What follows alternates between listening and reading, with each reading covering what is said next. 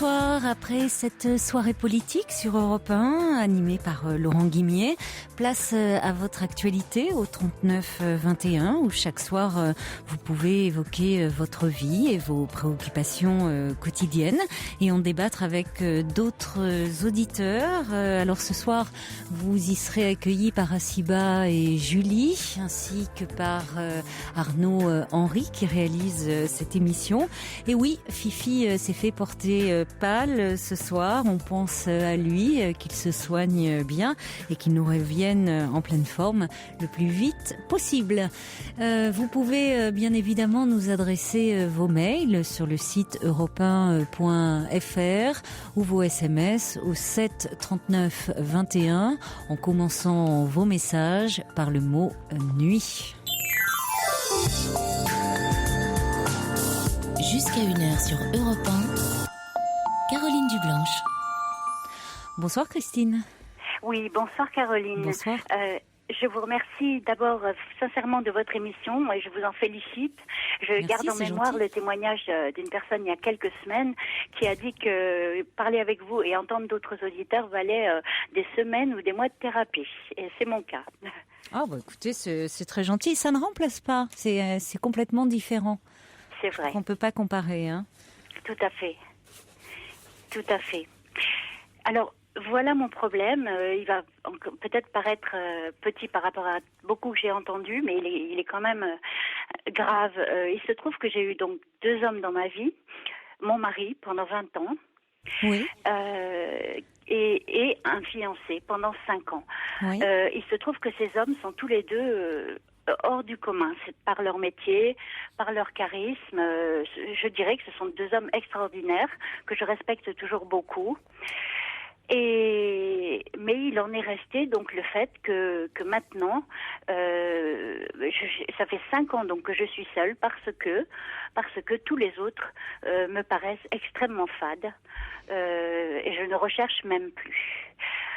Alors je sais parce que je veux, enfin comment dire, je ne me sens bien qu'avec des relations un peu Richard Burton et Elizabeth Taylor, quoi, un peu très très forte, aussi basse que forte, mais très pas conflictuelle. Oui, mais dites-moi là, Elizabeth Taylor, Richard Burton, c'était quand même très très particulier, hein. C'était très passionnel, mais enfin ça allait très loin leur relation. Ça pouvait être assez violent leur forme de lien. Oui. Alors, moi, je voyez, vous me dites que vous avez aimé des hommes exceptionnels et par leur charisme, par le métier qu'ils exerçaient, où on sent de l'admiration quand vous parlez d'eux. Alors, moi, je ne sais pas. Après, c'est toujours difficile de l'extérieur de voir, parce que de Richard Burton et de Liz Taylor, au fond, on ne connaît d'eux que l'extérieur, que le couple qu'ils présentaient, que l'image de leur couple, ce qui se jouait à l'intérieur de leur couple, au fond. On ne sait pas. On ne sait jamais ce qui se joue à l'intérieur d'un couple. Et d'autant plus que là, c'était un couple mythique, un couple mis en scène et doublement parce que c'était à la fois à l'écran et donc c'est une image. On a du mal à savoir vraiment ce qui se passait, mais c'était quand même très tumultueux. Oui, voilà. Je voulais dire tumultueux, fort dans le sens. Une vie qui me donnait à moi une vie pas du tout comme les autres, mais pas de violence, mais énormément de travail, de attendre. Mon mari, par exemple, lorsqu'il avait un congrès, je triais des milliers de diapositives, aller faire son plein de voiture parce qu'il oubliait complètement, faire des dossiers pour l'inscrire. Enfin bref, j'étais un peu l'éminence grise, mais j'étais aussi la pierre sans laquelle rien ne pouvait se faire. Je sentais et inversement, il était extrêmement fier de moi. Donc personne ne s'est servi, je crois, de personne. Et ça nous faisait une vie hors norme. On se retrouvait entre 1h et 3h du matin quand il avait fini de travailler. Oui. Et c'est pour ça que ça a duré 20 ans, je pense. Parce que si on avait regardé des matchs de foot ou de la télévision dans un canapé, ce qui n'est jamais arrivé en 20 ans de mariage, je me serais ennuyée très vite. Oui, vous étiez très liés parce que vous aviez épousé aussi sa profession, mais vous n'étiez pas son instrument. Enfin, vous n'étiez pas une petite main. Vous contribuiez aussi à ce qu'il était, mais au sens noble du terme. Voilà, une sorte de Premier ministre, on va dire. Oui, oui, oui. Et de même avec, j'ai eu 2 ans de deuil, de vrai deuil, en me disant, alors là, j'ai une chance sur 1 milliard de trouver quelqu'un qui m'intéresse. Et, miracle, coup de foudre, pour quelqu'un qui est dans le même domaine que moi. Et donc, c'est un grand artiste international. Et la même chose aussi, quand même, beaucoup d'égocentrisme, forcément. Mais alors à côté de ça, des choses de tendresse, d'émotion pour une photo, des choses d'une vraiment qu'on ne trouve pas chez beaucoup d'hommes. Quelqu'un qui est entré dans une bijouterie pour la première fois de sa vie à 35 ans pour moi. Oui, parce que parfois le problème dans ce milieu artistique et autres, enfin, sans jeter le discrédit, hein, c'est pas le problème, mais il peut y avoir beaucoup de narcissisme et de côté un peu auto-centré, voyez, donc où pour l'entourage, ça peut être un petit peu dur, hein, ceux qui font partie de où il faut être un peu, il faut être là dans l'admiration, mais c'est difficile d'exister. Oui, apparemment, absolument. Alors donc maintenant ma question est, est-ce qu'on peut se changer? J'ai 52 ans maintenant et ça n'est pas que je veuille refaire ma vie, on ne la refait pas. J'aime la solitude, c'est pas du tout un problème, mais c'est que j'aimerais si c'est possible, retrouver le sentiment d'aimer ou d'être aimé, l'un des deux, je ne sais pas, enfin bon, ou les deux. Mais que voulez-vous dire quand vous dites est-ce qu'on peut se changer? Eh bien parce que je reste avec ce sentiment, si vous voulez. C'est pas que je sois ni snob, ni intéressée, ni bourge, comme on dit. Hein. Je fais de la petite moto 125, je vais au Grand Prix de Formule 1, mais j'ai quand même besoin déjà d'un certain niveau social, ce qui est horrible peut-être à dire ou à entendre. Parce que j'ai été habituée à ça et je pourrais pas m'entendre avec quelqu'un, je voyage beaucoup, qui n'aurait jamais quitté la France, qui ne sait pas voyager, qui n'a pas la même, pas culture, c'est un bien grand mot, mais vous voyez, la même ouverture d'esprit, la capacité de faire beaucoup de choses ou d'apprendre des choses si on ne les sait pas. C'est ça le problème. C'est difficile, hein. Écoutez, non, vous avez bien trouvé à 2 reprises un homme qui corresponde à vos critères. Oui. Donc vous avez la sincérité d'admettre, voilà, on a tous nos critères en matière de choix amoureux. Hein, bon, après, pourquoi ça ne se reproduirait pas une 3e fois? Oui. Pourquoi craignez-vous que cela ne se reproduise plus, qu'il y ait finalement que vous ne soyez pas à nouveau séduite? C'est plutôt ça la question. Ah oui, je vais noter. Parce que je me suis fermée peut-être. C'est plutôt ça, je pense. C'est quelque chose qui a changé en vous, qui s'est fermé, parce que je me demande pourquoi vous dites est-ce qu'on peut se changer. Alors, est-ce que qu'est-ce que vous voulez changer? Bon, vous êtes comme ça, vous êtes c'est cet univers-là qui vous attire, ce sont ces valeurs-là qui vous attirent. Bon, c'est comme ça. Oui.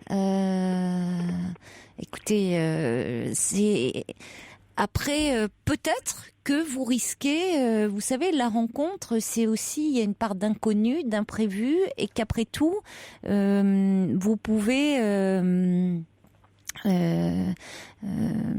être séduite, être bouleversée par quelqu'un qui n'est pas de votre univers, de votre monde. Oui. C'était un peu le dernier film d'Anne Fontaine avec Isabelle Huppert et Benoît Poelvoorde, hein, elle qui est effectivement dans cet univers très comme ça, ultra bourgeois, très rive gauche, et lui qui vient d'un univers ultra, c'est même pas populaire. Bah oui, c'est complètement la zone. C'est très très particulier. Et bon, c'est la rencontre de 2 mondes et c'est assez intéressant. Donc bon, alors on peut se dire tiens, ça n'arrive qu'au cinéma, mais moi je me dis on peut être parfois bouleversé dans ses certitudes et ça peut être pas mal. Oui. Aussi. Alors oui. après, c'est justement et en même temps, souvent les sociologues nous disent, les études sociologiques nous disent le contraire. Si on veut bien être honnête, Oui. à de rares exceptions près, que on se marie ou en tout cas on se marie ou en couple, on reste entre soi. Je veux dire entre soi, c'est-à-dire on peut le déplorer, mais c'est comme ça, dans le même milieu social, avec les mêmes valeurs, finalement les mêmes valeurs. Après, vous voyez, selon la fameuse pub, nous n'avons pas les mêmes valeurs, mais c'est un peu ça. Et bon, les études sociologiques le montrent que on reste quand même dans son entre-soi. Bon. Oui. Alors, voilà, ça s'est produit à 2 reprises. Vous avez aimé des hommes qui vous correspondaient. Pourquoi vous vous êtes replié là? Qu'est-ce qui fait que vous vous êtes replié? Eh bien bon, la première fois, j'avais 16 ans. C'était le premier, ça a été le bon. J'en étais absolument même pas persuadée. La question ne se posait pas. Et puis le deuxième, je vous dis, j'étais sûre qu'il n'y avait qu'une chance sur des milliards. Alors je me dis une troisième fois, ça a très très peu de chance. C'est peut-être mathématique et un petit peu trop... Oui, mais la vie n'est pas mathématique. Trop fermée. Oui, je pense que c'est trop fermé, exactement. Parce que la vie est tout sauf mathématique. Oui, c'est vrai. C'est vrai. C'est pas, vous voyez, c'est pas logique, c'est pas rationnel, c'est pas... Donc c'est vous là qui vous dites oh non, c'est comme si la chance pouvait pas vous sourire une troisième fois. Bah, écoutez, je trouve que jusque-là vous avez été plutôt garni. Oui, c'est vrai. Plutôt bien servi. Donc pourquoi ça ne continuerait pas? C'est au nom de quoi? Alors il y a des personnes qui se disent ah non, qui peuvent être aussi. On peut avoir peur quand on peut avoir aussi une éducation comme ça, dire quand on a du bonheur, oh là là, qu'est-ce qui va me tomber sur le coin de la figure? Apparemment c'est pas votre cas. Vous vous dites pas, tiens, je suis heureuse, qu'est-ce qui va m'arriver? Non, c'est plutôt vous vous dites, j'ai été très heureuse à 2 reprises dans des histoires d'amour, mais une troisième fois, ça serait vraiment... Non, la vie me ferait un trop beau cadeau. Voilà. Bon. Voilà, et donc quand je parlais de changer, c'est qu'il faut peut-être que j'arrive à me dire que je dois accepter une relation, déjà un petit repas, vous voyez, même en ce moment, je me dis, mais je vais m'ennuyer, qu'est-ce que je vais dire? Mais pourquoi? Mais attendez, oui, mais finalement, la peur de vous ennuyer fait que vous vous confortez dans un ennui. À ne vouloir rien faire, à ne rien tenter. Justement, bousculez vos certitudes. D'accord. Bousculez un peu, acceptez ça, acceptez un peu d'être bousculé dans vos certitudes. C'est peut-être ce qui vous permettra de sortir de l'ennui. Là, on commence à s'ennuyer quand on commence à être pétri de certitudes. Ah, ça c'est très puissant. Ennui. Je sais pas si c'est puissant, mais je trouve que, vous voyez, quand on commence à se rigidifier un peu comme ça, à se dire que il peut plus rien se passer. Oui, c'est ça. La vie, c'est du mouvement, c'est les choses qui peuvent bouger et bon. Oui. Voilà. Eh bien, la preuve déjà, c'est peut-être un tout petit pas, mais je vous ai appelé au bout de 5 ans. Voilà. Donc, voilà. D'accord. Il n'y a pas de sens qui dit vous cherchez un motard, mais il n'y a pas plus banal. Il y en a plein à regarder. Donc bon. Donc voilà. Après il a peut-être pas tout ce qui suit d'ailleurs, mais un motard, ça peut se trouver. Je comprends, un motard, vous aimez les sensations fortes. C'est vrai qu'avec un motard, c'est pas mal, hein. C'est tout à fait vrai. Mais j'ai donné ça pour donner un petit... Mais il y a des intellectuels qui font de la moto, hein. C'est pas... Voilà, pas vous dire que je suis typique rive gauche. Non, mais j'ai bien compris. Mais il y a des intellectuels, rive gauche et tout, qui font de la moto aussi, hein. Bon. Qui en ont entre les jambes, je vous assure, hein. Je vais me renseigner sur les permis A. Voilà, renseignez-vous. Il y a Brigitte qui dit mais n'est-il pas naturel de souhaiter vivre avec un partenaire dont on puisse partager certains goûts artistiques ou intérêts intellectuels? Parfaitement. Oui. Et puis il y a Lily qui est audacieuse, qui dit jolie fleur, ouvrez vos pétales et vous verrez qu'un bel insecte s'y posera. Waouh, attendez Lily, il est pas minuit, hein, c'est licencieux là. C'est adorable, hein. Ça me fait très plaisir d'avoir des commentaires. Et puis il y a Ninon qui dit pour aimer et admirer un homme, il faut être dans un certain état d'esprit. Peut-être n'êtes-vous pas actuellement dans cet état pour le voir? Oui, certainement. Voilà. Bon. Très bien. Ouvrez l'œil et le bon alors. Comment? Ouvrez l'œil et le bon. Oui, même les deux. D'accord. Eh bien, merci beaucoup, Caroline, et merci au témoignage. Bonne chance, Christine. Merci. Au revoir. Au revoir, Caroline. Pour parler à Caroline. Allez, des motards, Christine nous en parlait, on en a dans l'émission. On a Sergio qui est là, qui pourrait l'amener faire de belles balades. Et puis Lily me répond, Lily qui disait allez, ouvrez vos pétales et vous verrez qu'un bel insecte s'y posera. Je disais, oh attention Lily, elle me dit, mais si, chez vous tout est permis, surtout l'imagination et pourquoi pas le rêve, puisque les enfants déjà couchés, ils sont plongés. Bonsoir Patricia. Bonsoir Caroline. Bonsoir. Les auditeurs. Voilà, moi je vous appelais parce que j'ai un souci, comme beaucoup de personnes qui vous appellent. Et puis en tout cas, merci d'être là pour nous écouter. Oui, je vous en prie. Mon souci est que, j'ai bientôt 42 ans et j'ai rencontré il y a à peu près une dizaine d'années un homme assez exceptionnel, donc qui était beaucoup plus âgé que moi, disons, avec 19 ans de différence avec moi. Donc on a vécu une histoire assez forte, très atypique, très forte et très particulière. La vie a fait qu'on s'est séparés et entre-temps, moi les années ont passé, je me suis mariée, j'ai eu une petite fille et il y a à peu près 2 ans et demi, nous nous sommes retrouvés. Tout en me disant que cet homme, c'était vraiment l'homme de ma vie. L'homme qui m'a fait découvrir plein de choses, avec lequel j'avais et j'ai, je pense, une très très grande complicité sur plein de choses, partage de la danse, partage de plein d'idées. M'a fait découvrir le ski, la montagne, un amoureux de la nature. Voilà, et nous nous sommes retrouvés donc il y a à peu près 2 ans. Mon problème est parce que le problème vient de moi, le problème est que je n'ai pas, malgré tout l'amour qu'il pouvait m'apporter, malgré tout l'amour que j'ai pour lui, je n'ai pas été fidèle.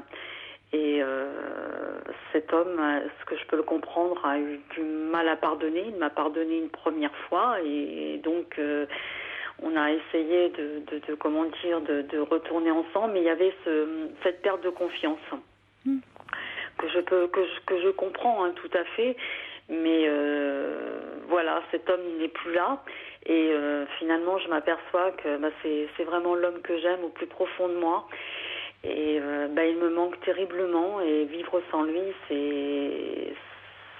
c'est l'enfer au quotidien, quoi.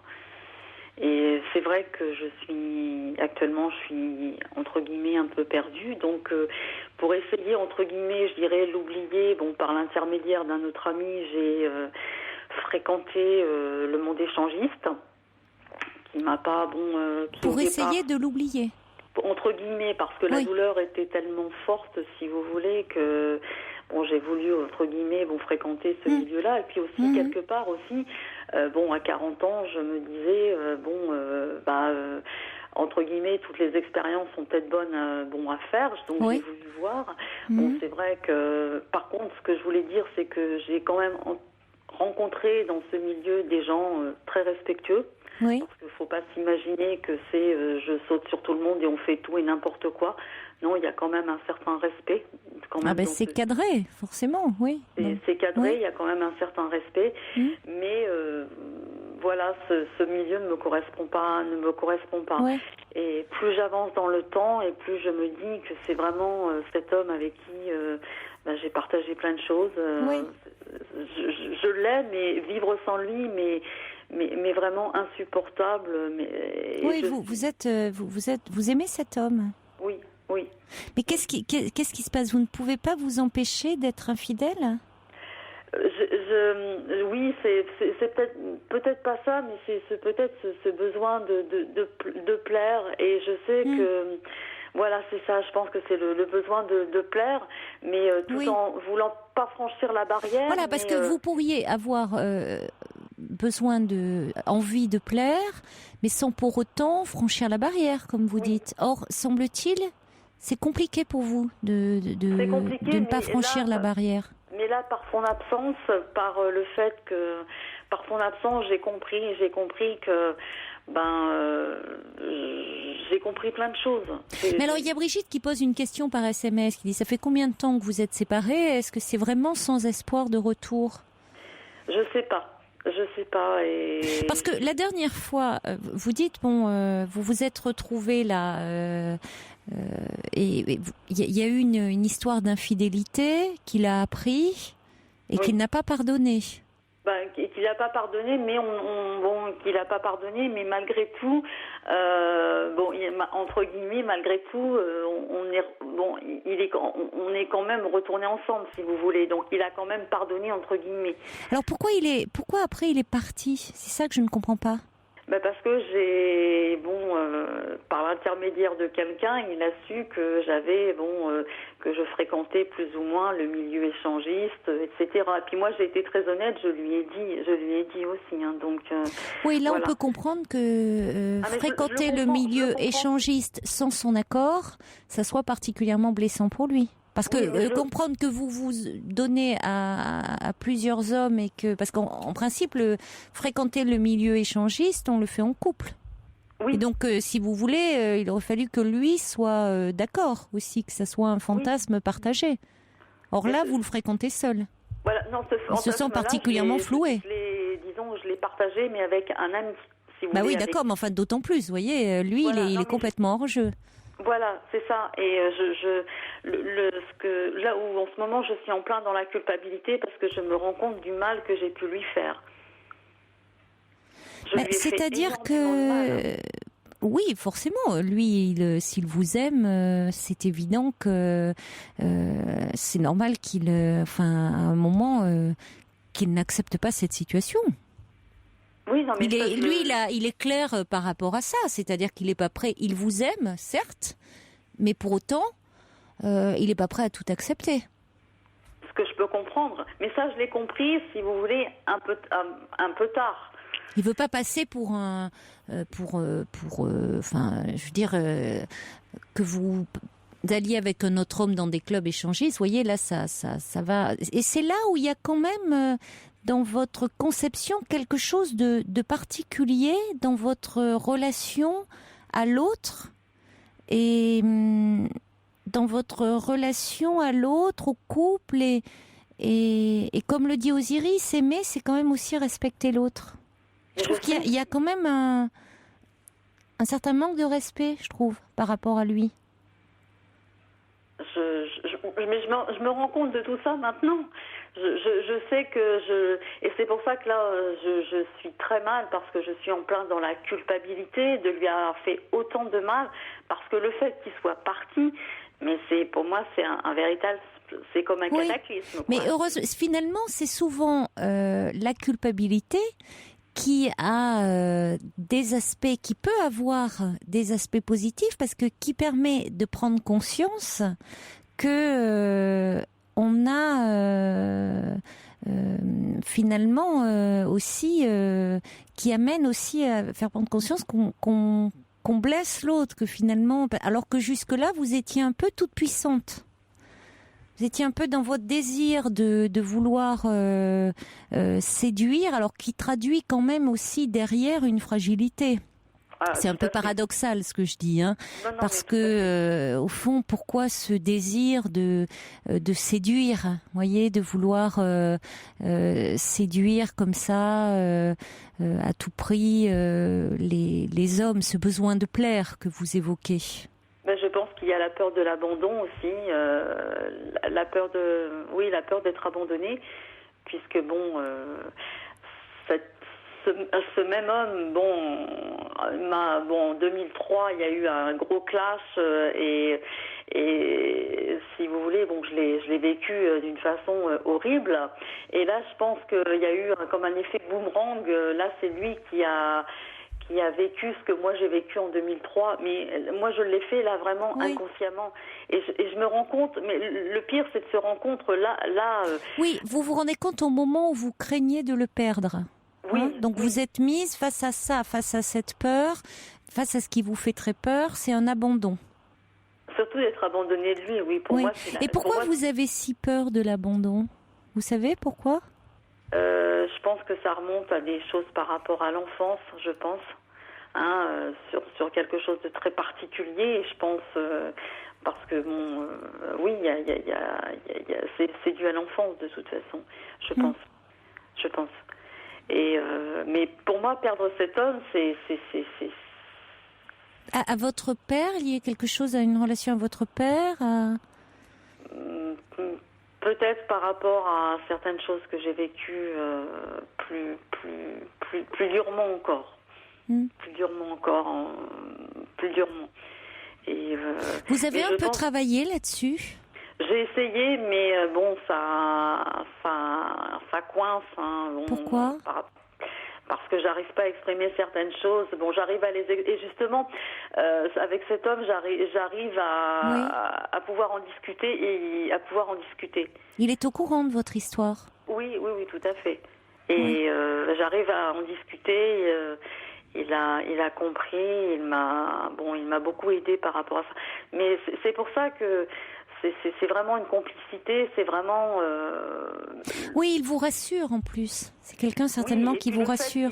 Bon, pratiquement 20 ans de différence. Oui. Je veux dire, c'est pas anodin. C'est rassurant. C'est pas l'image du père. C'est pas le complexe d'Oedipe. C'est pas du tout ça. C'est pas. Mais oui, il y a l'instinct protecteur. Il y a bon, c'est tout ça que je perds là et peut-être pas, mais c'est une façon qu'il a de vous dire que aussi lui est blessé et vous pouvez le comprendre. Ah, je le comprends tout à fait. Vous pouvez comprendre et puis peut-être que pour vous aussi c'était aussi aller trop loin, quelque chose où vous vous perdiez. Vous dites vous-même d'ailleurs que bon, vous avez voulu essayer, pourquoi pas, mais que c'est pas votre truc d'ailleurs. Non, c'est pas. Bon. C'est vrai qu'il y a l'euphorie de le faire, etc. Une certaine excitation, on découvre des choses, etc. Mais non, je m'aperçois que c'est pas mon truc. Et c'est vrai que quelque part, je pense en me disant bon, stop, on arrête là. Il m'a fait comprendre que je me perdais aussi quelque part, c'est sûr. Oui. Peut-être que vous vous perdez et que, au-delà de vous perdre, peut-être que vous abîmez. Oui. Ce qui est plus grave. Oui, bien sûr. Vous voyez, enfin, cela dit, se perdre, s'abîmer, mais bon. Donc c'est embêtant aussi. C'est pas l'échangisme, mais pas. Alors c'est vrai qu'on en parle beaucoup. Ça fait partie des pratiques, je dirais presque un peu à la mode. Si on entend des couples dire tiens, comme si on essayait, mettre un peu de piment dans notre couple ou tiens, allez hop, on va essayer l'échangisme. C'est pas une pratique qu'on peut conseiller comme ça à tout le monde parce que c'est un fantasme. Qui peut être effectivement pour certains c'est très excitant, qui va leur correspondre parce que ça correspond à leur problématique, mais qui pour d'autres va être, si ils la concrétisent, être extrêmement dévastateur. Donc tout fantasme, alors en plus ça peut être au niveau du fantasme très excitant, il faut aussi nuancer, sur le plan du fantasme très excitant, mais si on réalise ce fantasme très dévastateur. Donc il faut être prudent. Maintenant, quant à cet homme, peut-être qu'il serait important de faire un pas vers lui et en disant mais je l'ai fait, ce pas vers lui, je l'ai fait. Je lui ai expliqué ce que je ressentais. Je comprends, mais je comprends tout à fait sa réaction. Je comprends, mais ne plus partager ce que je partageais avec lui, la danse, plein de choses. Je l'ai fait. J'ai été vers lui, je lui ai expliqué tout l'amour que je peux avoir pour lui, tout ce que je peux ressentir pour lui est vraiment sincère. Et c'est vrai que sans lui, je suis vraiment perdue. Oui, mais je pense... alors j'allais vous dire, et à ce moment-là, je reçois un message de Brigitte qui résume ma pensée, qui dit est-ce qu'il ne serait pas sensible au fait que vous entrepreniez un travail personnel qui permettrait de reprendre la relation sur une autre base? Parce que je pense qu'il y a le noyau dur, il est sur cette thématique de l'abandon. Alors, il y a quelque chose, bon, et dont il s'agit pas d'en parler à l'antenne parce qu'il y a quelque chose de douloureux, puisque même de toute façon l'antenne c'est pas un lieu de thérapie, et de toute façon même vous avez déjà essayé en thérapie et c'est compliqué. Mais je crois que justement parce que c'est compliqué, il est important que vous alliez en parler, parce qu'il y a quelque chose qui vous fait mal, qui vous fait souffrir, et que pour le moment vous agissez. Vous voyez, vous n'arrivez pas à mettre des mots sur ce qui vous fait mal. Et donc, vous mettez des actes. Donc, il y a quelque chose auprès des hommes. Vous cherchez, comme ça, vous courez après quelque chose d'illusoire, alors que vous avez l'amour de cet homme. Mais vous prenez des risques de le perdre. Vous jouez avec quelque chose. Ce qui vous fait terriblement peur, la peur d'être abandonné. Vous êtes sans cesse en train de risquer de le perdre, de le provoquer. Jusqu'où? Bon, donc vous jouez un jeu dangereux avec lui. Et je pense que, bien sûr que vous pourriez, s'il le souhaitait, peut-être entreprendre une thérapie de couple, mais non, mais le problème, c'est moi, c'est pas lui. Voilà, c'est ce que j'allais dire. Le problème vient quelque chose de votre, voilà. qui vient de, comme vous dites, de très loin, de votre enfance, de votre peur de l'abandon. Mais si vous allez le voir en disant, bon, je sens que vraiment, en lui disant que il peut pas tout porter de cette histoire-là, même s'il il vous fait énormément de bien et que vous réalisez à quel point il compte pour vous, à quel point vous tenez à lui et qu'il est essentiel à votre vie. Et à quel point vous regrettez de l'avoir blessé. C'est surtout ça. Parce que c'est ça, je crois qu'il faut aussi, voilà, je pense aussi, lui présenter vos excuses, à quel point vous regrettez de l'avoir blessé. C'est ça que je voudrais qu'il comprenne. Je suis parfaitement consciente à quel point j'ai pu lui faire du mal et je m'en veux terriblement. Et je peux pas réparer ce que j'ai fait parce qu'on peut pas réparer. Mais je voudrais vraiment lui dire à quel point je sais que je l'ai blessé, je sais que je lui ai fait énormément de mal. Parce qu'il a toujours été droit, il a toujours été honnête avec moi. Voilà quoi. Et c'est moi qui n'ai pas été honnête avec lui. Mais oui, bon, maintenant, c'est bon. D'accord, il s'agit pas de battre votre coulpe non plus pendant. Ça fait beaucoup, c'est vrai. Là, c'est clair que de deux choses l'une, hein. Il a aussi son libre arbitre dans cette histoire. Soit, il va vous dire qu'une fois de plus, il passe l'éponge et plutôt que jeter l'éponge, il passe l'éponge et bon, il accepte de renouer avec vous. Mais je pense qu'il est important de dire que vous allez travailler là-dessus parce que sinon, vous risquez d'être prise par vos vieux démons. Je pense que ça peut pas se régler comme ça. Ah mais je suis prête à faire la démarche. Oui, mais attention aussi, je vous mets en garde sur le fait que sous le coup de la culpabilité, et parce que vous avez surtout très peur de le perdre, là vous seriez prête à signer n'importe quoi. Voyez, oui. Hein? Mais que si cet homme, et ce que je vous souhaite, puisque vous y tenez énormément, revient vers vous, voyez, après vous pouvez dire ouf, il est revenu et voilà, et après basta la thérapie quoi. Alors que je pense que profondément il y a des choses à travailler. J'ai vraiment pris conscience là du fait qu'il soit parti. J'ai vraiment pris conscience qu'il fallait que je fasse quelque chose. Et justement, bon, même si vous n'êtes pas un bureau de thérapie, mais j'entreprends la démarche déjà de parler et c'est vraiment un pas vers le fait de vouloir lui faire prendre conscience que effectivement j'ai envie d'y arriver et je sais à quel point j'ai fait du mal, mais lui dire aussi à quel point je peux c'est à lui qu'il faut le dire, hein. Alors il y a Laurence de Picardie qui dit votre désarroi face à la perte de cet amour montre d'une certaine façon que vous avez évolué dans le rapport à l'autre et vous essayez de combler par la multiplication vous avez essayé de combler par la multiplication des partenaires. C'est écrit en texto et j'ai du mal un peu à lire, Laurence. Je vous le dis, quand vous écrivez en langage texto, je peux pas lire. Je me suis lancée là, mais j'y arrive pas. On va accueillir Michel qui est avec nous au 39 21. Bonsoir Michel. Oui, bonsoir. Bonsoir. Oui, je voulais intervenir si vous voulez bien. Bien sûr, parce que vous êtes là. Je suis dans le cas du monsieur que cette dame a beaucoup aimé. Oui. Voilà, c'était une femme aussi très séductrice, une femme qui m'a trompé une fois, alors dans des conditions un peu particulières, mais peu importe, je ne le raconte pas. J'ai pardonné, ensuite elle a recommencé, et là j'ai pas pardonné, quoi. Et là, c'était terminé entre nous, et elle a essayé de me harceler après pour me retrouver, mais pas question, parce qu'effectivement, comme dans votre cas, je ne me rappelle pas le nom de la personne, excusez-moi.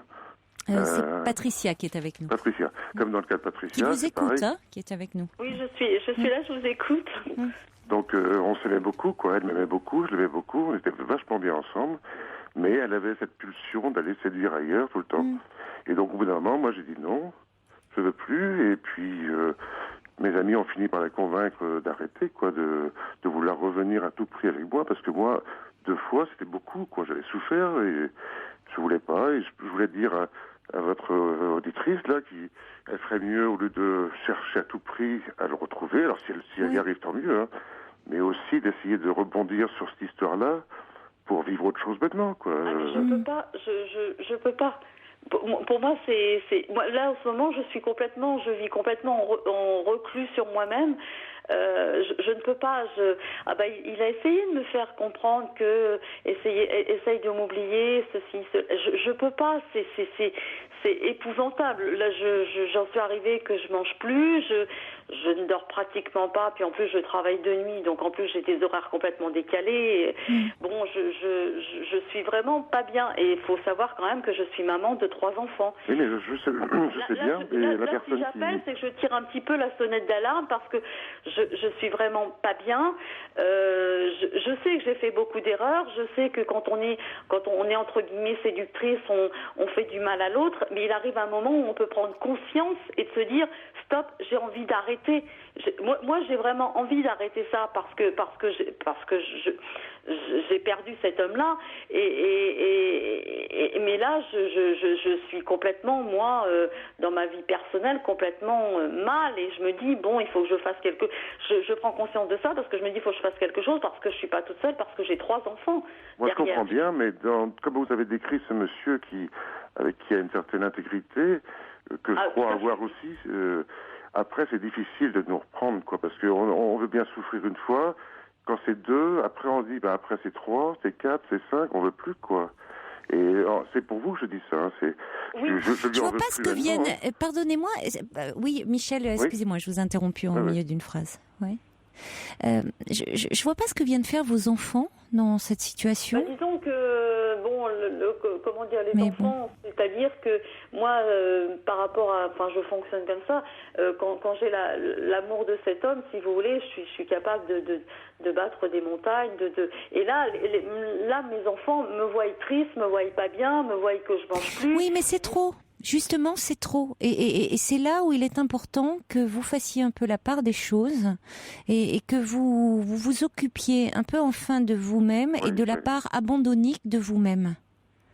Parce que d'abord, d'un côté, tout repose trop sur cet homme, ou à certains moments, tout sur ce côté besoin de plaire, et finalement, où vous n'existez qu'à travers le regard des autres.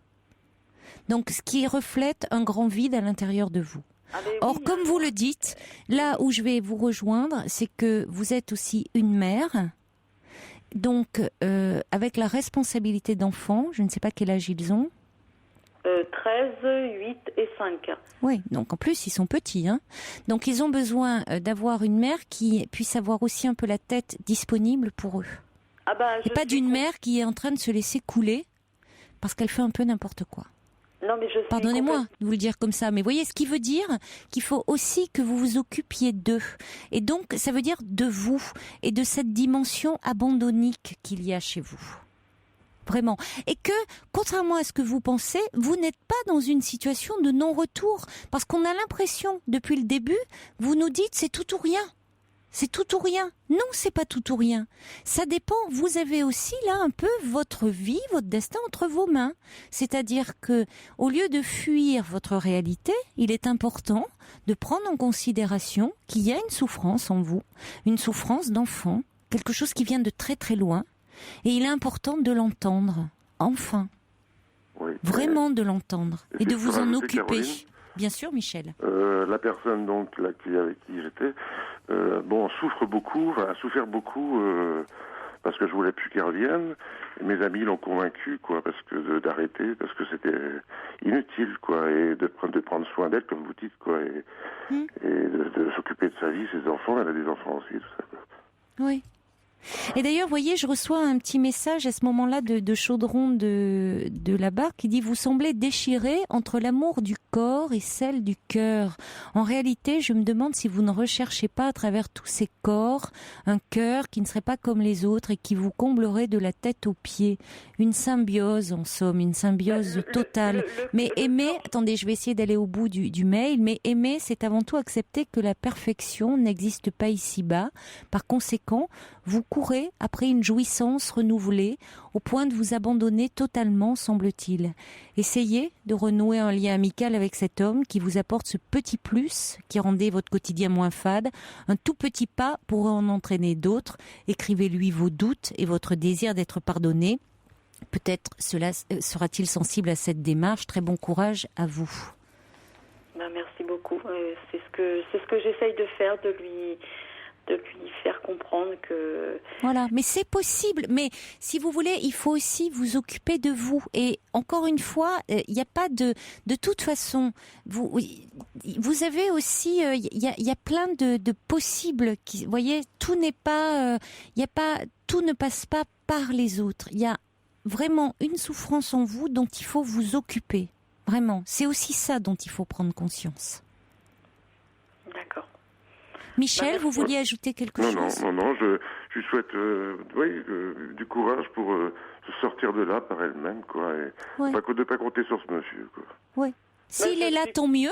Oui, voilà, pour vous, parce qu'on peut que vous le souhaiter, parce que vous êtes très attaché à lui et vous avez déjà traversé plusieurs séparations et il a été là. Donc bon, on peut espérer pour vous qu'il sera là, mais que de toute façon, vous avez votre chemin à suivre et vous êtes en mesure. Vous avez certainement plus de ressources que vous le pensez, puisque malgré cette souffrance d'enfant, vous êtes là. Mais il faut vraiment la prendre en considération maintenant. Il est temps pour vous et pour vos enfants. Très bien, je vous remercie beaucoup. Bon courage, merci, Patricia. Et merci Michel d'être venu en aide. Au revoir. Des messages qui arrivent en réaction au témoignage de Patricia, donc qui était très amoureuse d'un homme, mais qui avait du mal, qui avait du mal à s'empêcher de le tromper. Isaac dit: je ne crois pas qu'il s'agisse réellement d'infidélité ou de fidélité, mais bel et bien d'un décalage entre vous et vous-même. Vous semblez perdu, désœuvré, et la problématique du rejet et de la perte semble être au cœur de votre problématique. Apaisez-vous, trouvez un lieu de dialogue qui vous permettra de vous retrouver et de comprendre les enjeux de cette course effrénée en direction du plaisir immédiat. Cathy dit: il a raison, Chaudron de la Barque, c'est un déchirement entre le cérébral et la chair. Cathy qui nous dit: avec mon premier amour, c'était si fort que, me croyant à l'abri, je me permettais trop de choses. Fédragé qui nie avec Patricia, c'est un peu fuir le bonheur de peur qu'il ne se sauve. Marine dit: ce que cette dame décrit, cela ressemble à une addiction, c'est comme l'alcool, et quand on a été trompé, on n'a plus confiance. C'est ce que dit un petit peu Sergio. Il dit: quand la confiance est perdue, il est très dur de la retrouver. Et puis Isaac, je l'ai lu. À propos de, c'était la première auditrice, c'était Christine qui nous parlait, elle, de son amour pour des hommes exceptionnels et qui avait peur de ne plus en rencontrer. Michel de l'Inde dit: ah, les hommes exceptionnels, j'en ai eu un. Il n'est plus de ce monde. Aujourd'hui, j'ai choisi la solitude. Et si je devais rencontrer quelqu'un, je l'imagine tendre, curieux, artiste, aimant les fleurs et les petits oiseaux. Il m'a manqué le partage des choses simples, toutes simples de la vie. J'en ai rencontré, mais il m'a manqué le partage de ces choses toutes simples de la vie. Et ça aussi, c'est puissant, nous dit Michel. Voilà, on va maintenant accueillir Nadia. Bonsoir. Bonsoir Caroline. Bonsoir Nadia. Alors, par où je vais commencer? Je suis un petit peu perdue en fait là, je remets tout en question. Alors je suis dans une relation de maintenant bientôt 5 ans avec quelqu'un je suis la maîtresse de quelqu'un.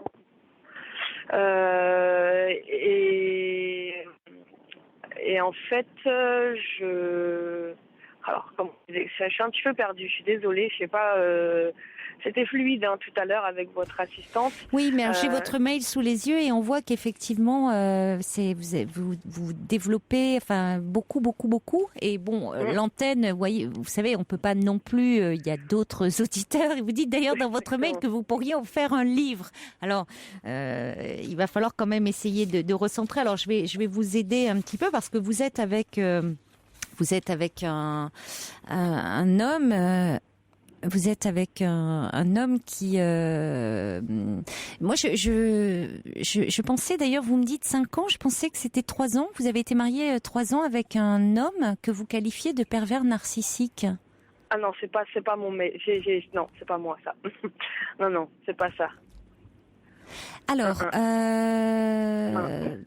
bon, d'accord. Alors, vous avez le même prénom, mais c'est pas la bonne histoire. Donc, pas la même, non. effectivement, donc là, je peux pas vous aider parce que c'est pas la même histoire.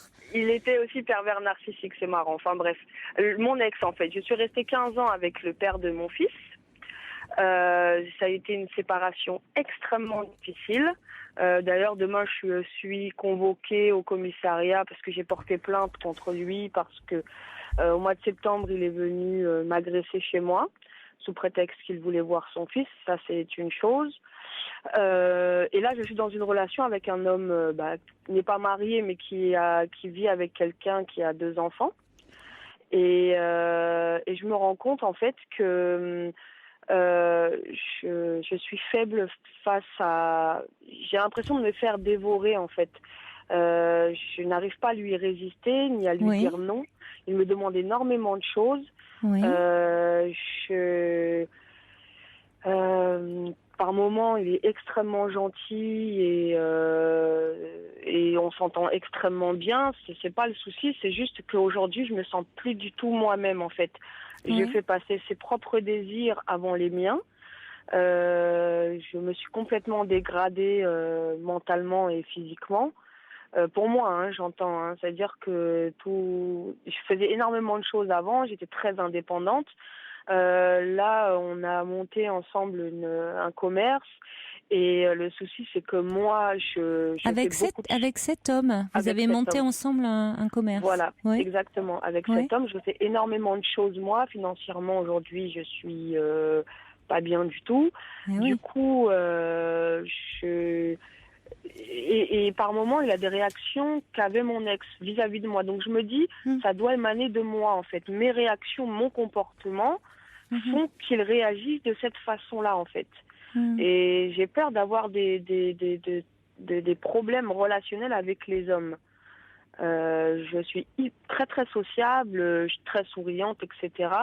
Mais dès qu'il s'agit de plus, je me referme. Et lui, il a réussi justement à me faire accepter d'être maîtresse, chose que je n'aurais jamais pu imaginer avant. Et avoir la place de la deuxième. Pourquoi vous dites alors que dans vos autres relations ça se passe bien, vous êtes ouverte, vous allez facilement vers les autres, vous arrivez à vous affirmer dans vos autres relations amicales. Et pourquoi là dans vos professionnelles? Pourquoi dans vos relations amoureuses, vous faites passer vos besoins, vous n'arrivez pas à vous affirmer finalement et vous faites passer les besoins, les désirs de l'autre avant les vôtres? Oui. C'est ça. Pourquoi vous êtes finalement un peu soumise dans la relation? Tout à fait, exactement. Voilà. Ça. Oui. Oui, mais c'est une bonne question de vous interroger. Il y a peut-être des femmes ou des hommes qui se retrouvent dans cette situation et qui pourront témoigner après le journal de minuit au 39 21. Donc où on vous retrouvera, Nadia. Voilà, ne raccrochez pas, à tout de suite.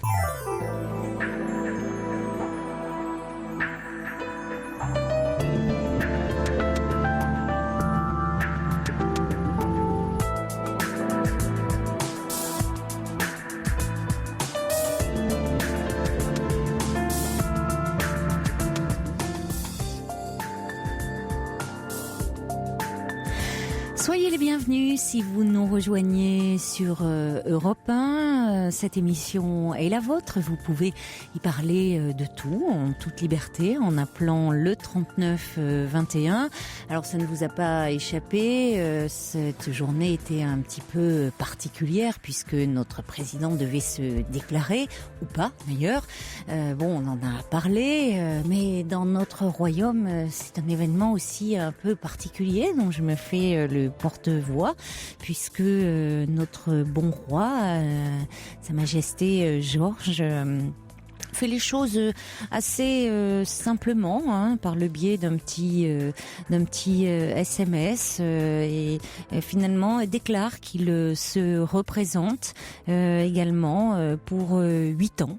Voilà, alors pourquoi 8 ans, ne me demandez pas, je ne sais pas, mais en tout cas se déclare prêt pour la première fois, et ça c'est assez exceptionnel, à rencontrer les auditeurs, Sergio notamment, Prune également. Voilà, donc ça c'est une nouveauté.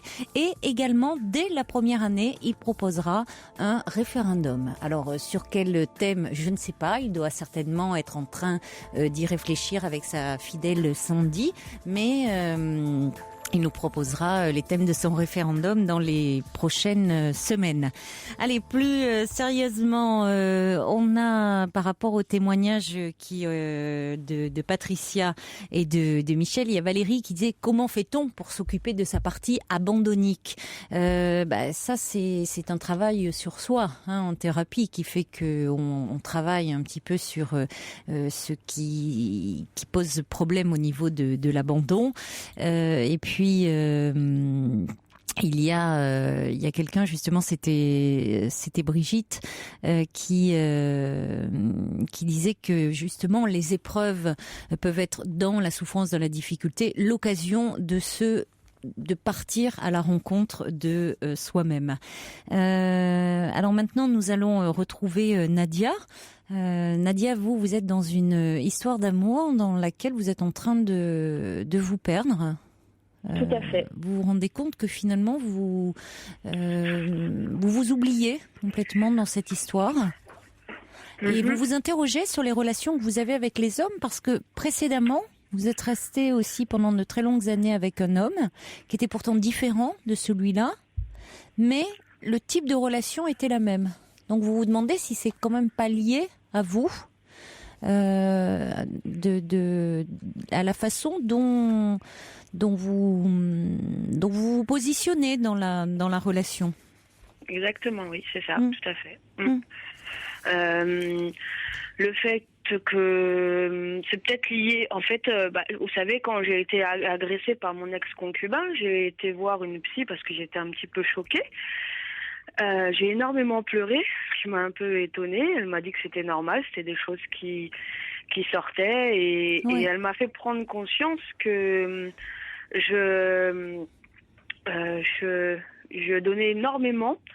J'attendais pas de recevoir, mais qu'à un moment donné, j'allais me vider, en fait. Et là, c'est ce que je suis en train de... et pourtant, je veux dire, je suis consciente que c'est... Après, je pense que le fait, peut-être que je me trompe, c'est mon avis, mais l'être humain manipule malgré tout avec... c'est pas forcément pervers, mais pour obtenir, pour charmer, pour... Vous voyez, donc d'un autre côté, le côté positif, c'est qu'il m'aide pour l'éducation de mon fils, parce que étant donné que j'ai des difficultés avec les hommes, j'ai des difficultés avec mon fils aussi, parce que au niveau de l'autorité, j'ai pas l'air d'être, c'est l'impression que j'ai, et j'ai été confrontée à plusieurs reprises avec lui à des je suis pas crédible, on va dire. Il a quel âge, votre fils? Il a 12 ans. 12 ans, ouais, c'est pas simple. Donc, oui. Exactement. Donc du coup, mon fils me charme, donc il me demande si je l'aime, donc il me fait culpabiliser. Donc il arrive à obtenir certaines choses qu'avec mon compagnon, ça ne passe pas. Je veux dire, il est sans menacer, bien au contraire. Moi, je suis...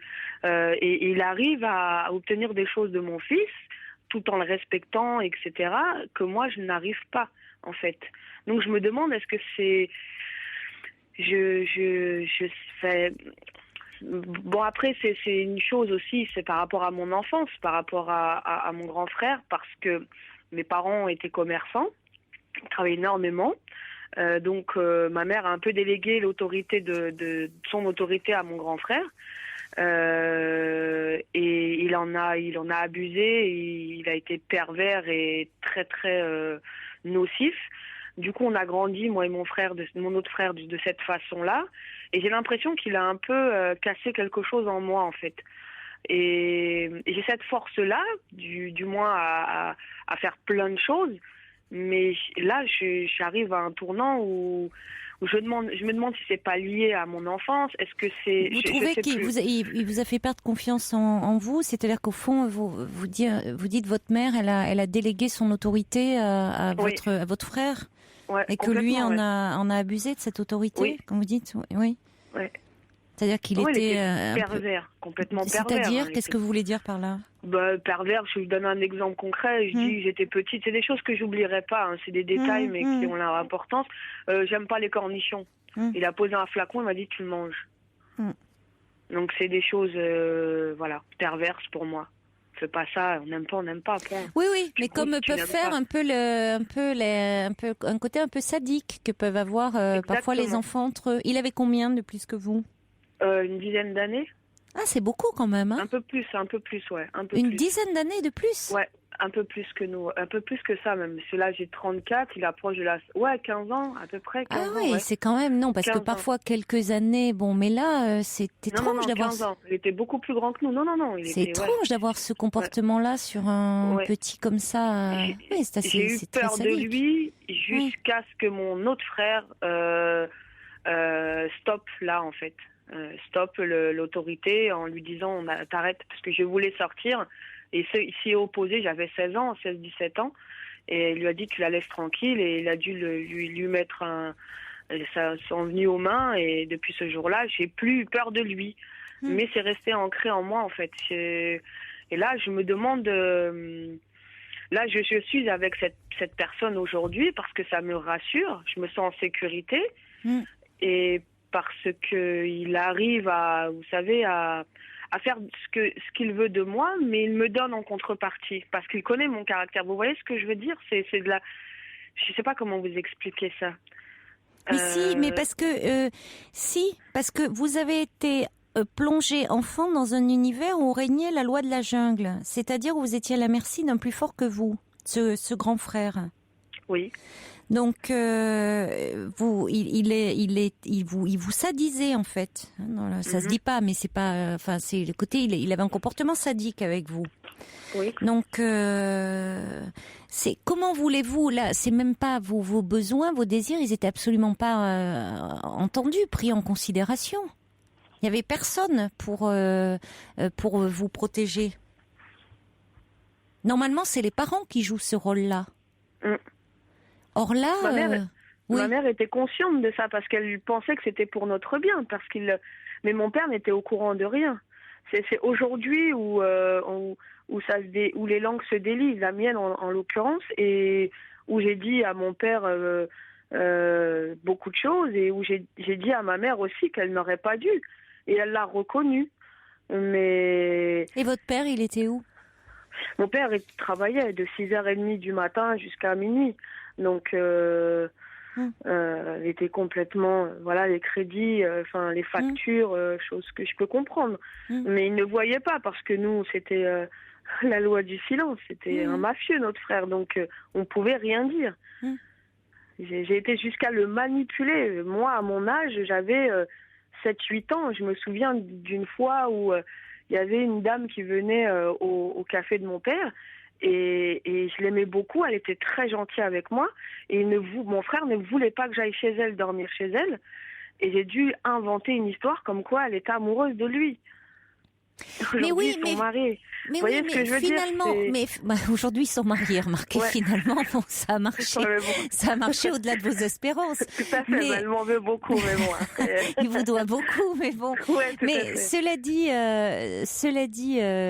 Nadia, vous étiez, c'était la loi de la jungle, donc vous dites, et ça fait plusieurs fois dans votre bouche que revient le mot manipuler. Vous n'aviez que cette façon-là finalement d'user de la séduction, d'essayer d'obtenir, pour essayer d'obtenir quelque chose ou de mentir. C'était vos armes. Il fallait bien essayer un petit peu pour obtenir quelque chose ou pour lui échapper ou bon. Oui. Comme vous dites aujourd'hui, que vous faites manipuler ou que votre fils, parfois, vous manipule. Les enfants peuvent être manipulateurs dans la séduction, dans la séduction. Et où vous, bon, j'avais envie de vous dire, j'ai pas relevé sur le moment, mais vous dites, bah oui, il sait comment s'y prendre avec vous, mais comme les enfants savent très bien s'y prendre avec leurs parents pour, souvent en faisant mouche avec la culpabilité ou autre. Et être parent, c'est aussi accepter, eh bien, de dire non. Et dire non, et donc que l'enfant, parfois, soit pas content, s'en plaigne ouvertement. Quand il est petit, vous disent parfois qu'il vous aime plus ou qu'il vous trouve pas belle, avec ses mots d'enfant à lui. Puis quand il est plus grand, qu'il claque des portes, vous voyez que c'est soit des mots. Je dis pas des noms d'oiseaux parce qu'il vous doit quand même le respect, mais qui claquent des portes et qui vous disent plus ouvertement qu'il n'est pas content. C'est comme ça. Vous voyez, vous devez pas craindre de perdre l'amour de votre enfant parce que vous vous opposez à lui. C'est vous la mère. Et c'est vous qui décidez. Donc vous êtes légitime.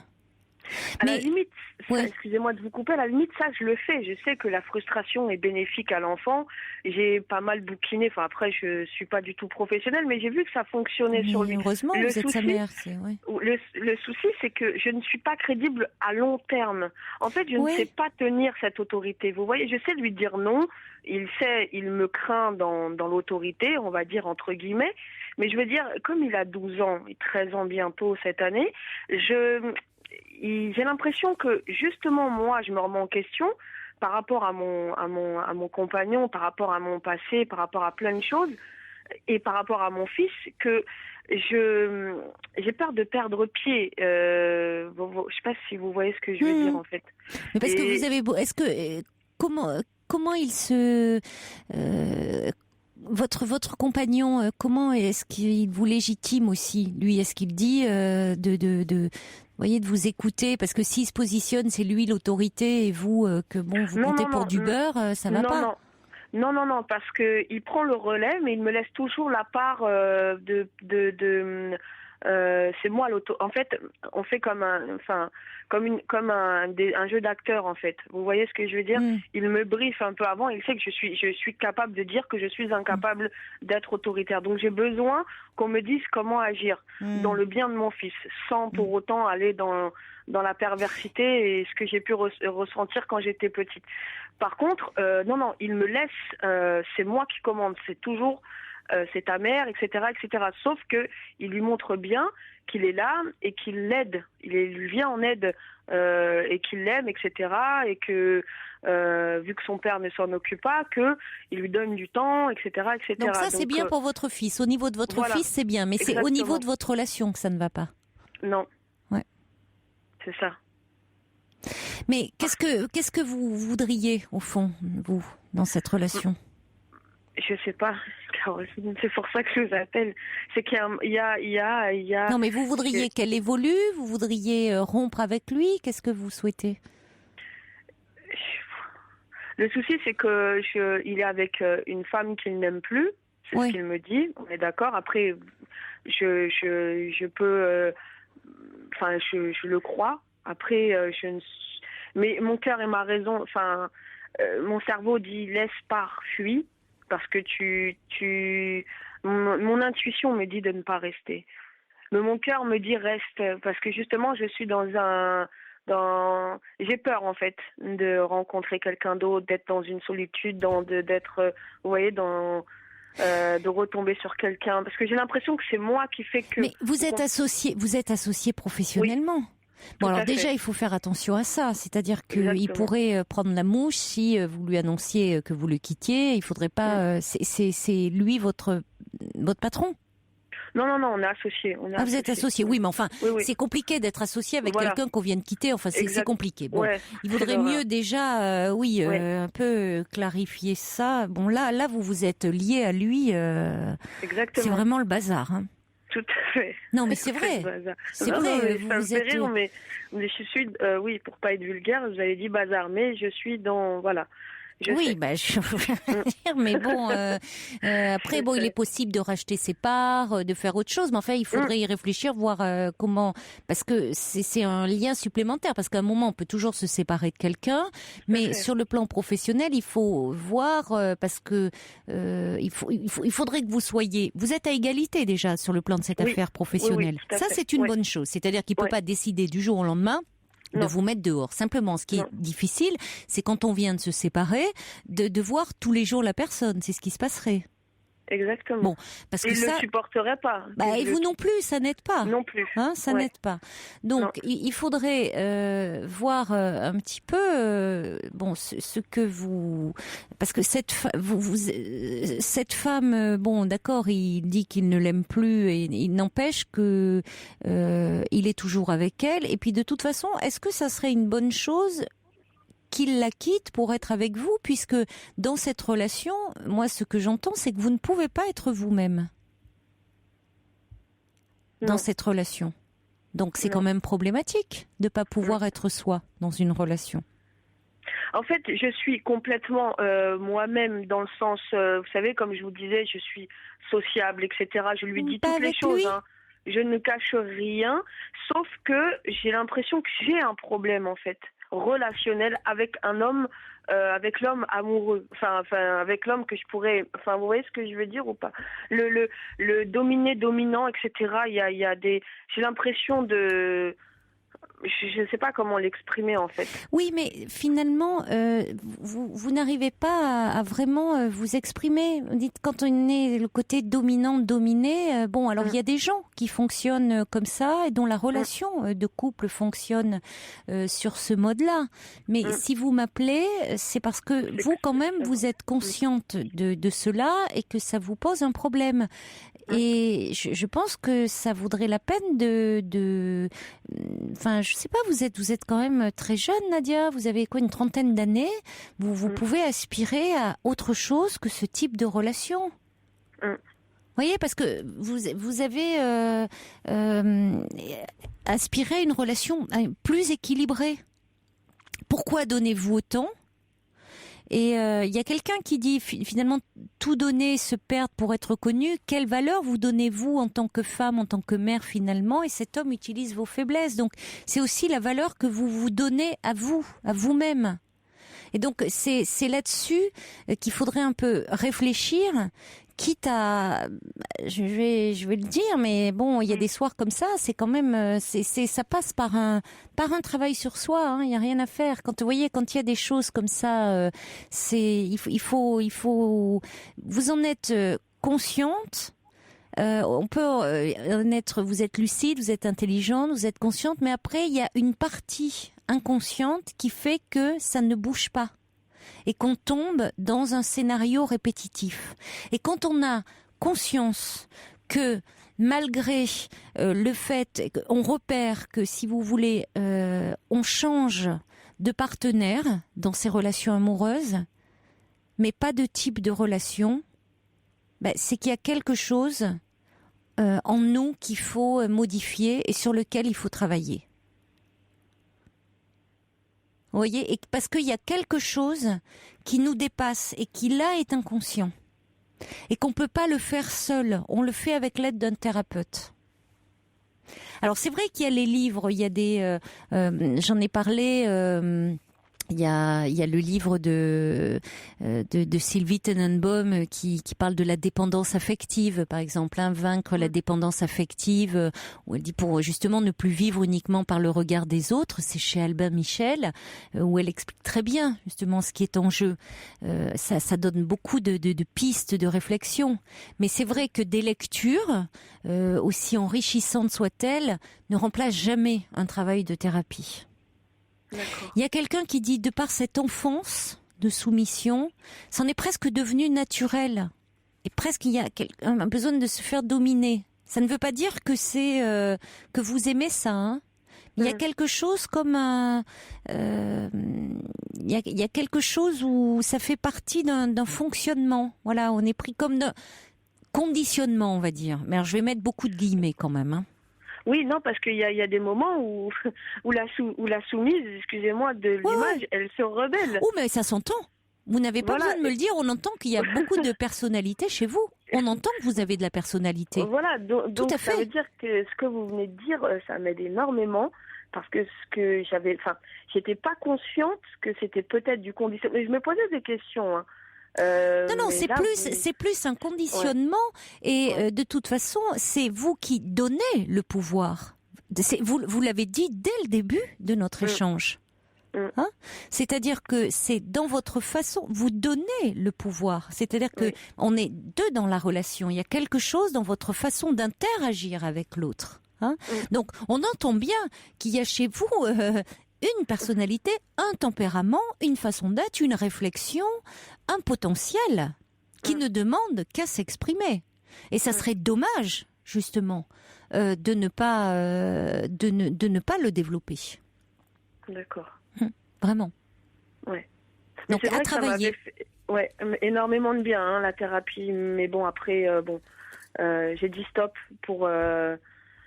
Parfois on arrête trop tôt. Quand on sent un peu, c'est souvent de mieux-être, un mieux-être. Voilà, c'est comme avec les traitements, parfois d'antidépresseurs. On arrête trop tôt parce qu'on sent du mieux-être et là, il y a l'effet rebond après coup et on replonge plus dur est la rechute parfois. Donc il vaut mieux justement quand on sent un mieux, c'est là où il faut au contraire persévérer. D'accord. En tout cas, je me sens mieux, déjà. Bon, mais persévérez, reprenez, ça vaut le coup. Hein. Je vais le faire. Merci beaucoup, Caroline. Je vous en prie. Bonne soirée. Au revoir, Nadia. Florent Pagny, là où je t'emmènerai. Hervé réagit au témoignage de Nadia en disant elle aurait aussi surtout besoin de se confier avec une amie et on la sent capable de rebondir. Bon courage à elle. Et Brigitte dit vous avez de la lucidité, l'envie de changer, vous avez tous les atouts pour faire un travail qui vous permette de sortir de ce scénario de répétition. Et puis vous réagissez, Sergio réagit à la déclaration, pas de candidature, puisque notre bon roi ne sommes pas en République, c'est le royaume de la nuit, il se représente pour 8 ans, il dit « Ah, mais alors 8 ans, ça fait jusqu'en 2020, feu d'artifice, ménestrel et troubadour, sortez harpe et clavecin et sonnez pour notre Altesse ». Voilà, allez, c'est reparti au moins jusqu'en 2020. Et nous accueillons maintenant Françoise. Bonsoir. Bonsoir Caroline. Bonsoir Françoise. Merci de m'avoir appelée, c'est très gentil. Mais je vous en prie. J'espère qu'on va pouvoir trouver une solution à mon problème familial. Voilà, je vous dis ou vous me posez des questions. Alors, vous ne voyez plus l'un de vos enfants ? Oui, j'ai 3 garçons et donc 3 belles filles. Oui. Et je ne vois plus mon dernier de mes garçons depuis 8 ans cette année. Oui. Il a une compagne. Ils ont 2 enfants, un qui a 12 ans maintenant et l'autre qui a 8 ans que je ne connais pas. Et pour des raisons peut-être de jalousie, j'ai de jalousie envers ma belle-fille par rapport parce qu'ils ont le premier de leur enfant qui avait donc à l'époque 3 ans et que je jouais, si vous voulez, comme une mamie pas folle bien sûr, mais une mamie qui était heureuse de voir son petit-fils et de jouer avec lui, et on jouait tous les deux, on avait une complicité. Et alors un jour j'ai été les voir sans prévenir parce que j'ai eu un problème de santé très important suite à une rupture sentimentale. J'ai été les voir sans prévenir et d'habitude je les préviens toujours quand je vais les voir. Et là j'ai eu besoin d'avoir un peu de confiance, j'étais vers mes enfants. Et j'ai demandé à mes enfants, à ma belle-fille et à mon fils, si je pouvais prendre Marc, donc leur fils, mon petit-fils, de temps en temps. Ne donnez pas trop de prénoms, hein. C'est préférable, je vous le dis pour vous. D'accord. Mais... Ouais. D'accord. Et donc on m'a répondu non, parce que tu l'étouffes. D'accord. Voilà. Et mon fils m'a dit, mais à chaque fois que tu viens, je venais peut-être 1 ou 2 fois par mois, je demandais, et je lui apportais des bonbons. Je pense que c'est un petit peu le rôle d'une mamie, je veux dire, mais pas des tonnes de bonbons, des petits bonbons, un petit geste. Et voilà, donc depuis 8 ans, j'ai essayé d'appeler mon fils. Il demeure pas très loin de chez moi, on va dire une vingtaine de kilomètres. Et il travaille, il passe devant chez moi pratiquement tous les jours quand il va travailler. Enfin, c'est assez émouvant de raconter mon histoire, quoi. C'est pas évident. Et donc, j'ai appelé mon fils pour essayer d'avoir une explication avec eux. Je suis tombée sur ma belle-fille plusieurs fois. Elle m'a dit non, c'est pas la peine. Thierry ne peut pas te parler. Mon fils ne veut pas me parler. Donc, j'ai écrit, j'ai envoyé des SMS. J'ai envoyé des lettres, des SMS de vœux, j'ai envoyé des cartes de vœux, j'ai toujours maintenu une correspondance avec mon fils et ma belle-fille. Je vois aussi le père. Vous avez des réponses en retour? Jamais. Alors, par contre, je vois le père de ma belle-fille. Donc, on est en famille, on a une relation familiale avec le père de ma belle-fille. Et ce monsieur a été 9 ans sans voir sa fille. Pour quelle raison? Parce que les parents ont divorcé et vous savez, dans un divorce, ça se passe pas toujours bien. Donc, on a dû monter les enfants contre le père. Voilà, donc maintenant, il revoit sa fille. Bon, c'est bien. D'accord, oui, c'est bien, oui, c'est vrai, c'est bien. Au bout de 9 ans, quand même. Ça donne plutôt de l'espoir pour la suite. Ça veut dire qu'elle peut évoluer, elle a pu évoluer par rapport à son père. Donc j'espère. Alors, si vous voulez... Mais vous le revoyez depuis quand? Vous l'avez toujours vu, ce monsieur ou... le père de ma belle-fille? Oui. Oui, mais si vous voulez, on s'est peut-être plus rapproché famille depuis qu'il a souffert et que moi, je souffre encore. Depuis que vous ne les voyez plus? Voilà, oui. Ouais, alors ça n'aide pas. Oui, ils sont peut-être pas trop contents de ça. Comment? Peut-être qu'ils le savent et qu'ils en sont pas trop contents. Je ne pense pas qu'il sait. Je ne pense pas. Ils savent que je vois leur père, que j'ai des contacts. Oui. On est en famille. Ils peuvent peut-être. Oui, vous êtes en famille, mais c'est sa famille à elle. Elle peut peut-être en prendre ombrage. Oui, mais c'est son père. Son père avec qui elle a eu des relations à un moment complexe. Voilà, c'est ça. Et que vous vous rapprochiez de son père, vous voyez, elle peut y voir un peu le côté sa belle-mère avec qui elle est un peu en conflit actuellement, enfin avec qui elle a une relation qui se rapproche de la mère, si vous voulez, qui a fait le bazar, voilà. Oui, j'ai bien compris, mais comme si vous preniez parti un peu. Non, je n'ai pas dit que c'est le cas, mais votre belle-fille pourrait l'interpréter comme tel, le fait que vous vous rapprochiez de son père. Oui. Dans ce contexte-là. Oui, mais je veux dire, cet homme, il ne m'a rien fait. Je ne vois pas pourquoi... mais j'ai bien compris. Mais parfait. Vous vous rapprochez de lui. Oui. Bon, bien sûr, pour avoir des informations. Voilà. Mais justement, à un moment où vous n'êtes plus en contact avec eux et où elle a eu... une relation complexe avec son père et où ses parents sont séparés et où le climat était très tendu puisqu'elle ne voyait plus son père. Donc, elle peut prendre ombrage du fait que, vous voyez, vous fassiez bloc avec son père. Mais elle a eu des relations complexes avec sa mère aussi, voilà. Oui, mais bon. Même étant plus jeune, si vous voulez. À la limite, c'est son histoire. Comment? C'est son histoire. Tout à fait, c'est son histoire. On a chacun notre histoire. Oui. Alors, donc...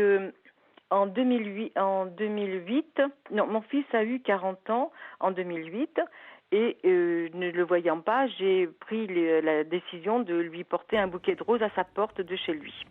Bon, il n'y avait personne, j'ai jeté le bouquet, j'ai mis une carte, voilà.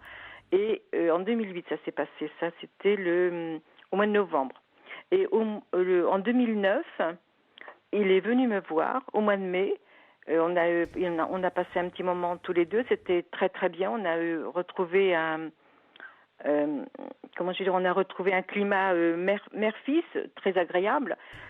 Il est resté à peu près un quart d'heure, une demi-heure, et il m'a dit je reviendrai avec les enfants et avec sa compagne. Donc j'ai gardé l'espoir, j'ai envoyé des SMS parce que j'avais des fruits dans mon jardin. Pas de réponse aux SMS. J'ai dit bon, c'est bizarre. Et au mois de juillet, je les ai vus dans un magasin. Et ma première intuition a été de dire bonjour à ma belle-fille. Et elle m'a fait un signe de la main qu'elle ne voulait pas que je vienne l'embrasser. Mon fils, qui était à côté de moi, qui ne m'a pas dit bonjour, rien, je lui ai dit, mais pourquoi tu es venu me voir? Parce qu'il m'avait dit, je reviendrai te voir avec les enfants et ma compagne. Alors je lui ai dit, mais pourquoi tu es venu me voir? On en reparlera. Donc depuis 2009, ce mois de juillet 2009, je n'ai plus de nouvelles. J'envoie toujours des SMS, je fais des courriers et j'ai fait un courrier l'année dernière à mes 3 garçons pour leur expliquer un petit peu ma vie. Ils la connaissent, mais bon, je voulais un peu leur expliquer peut-être ma tristesse qu'ils ont vécue.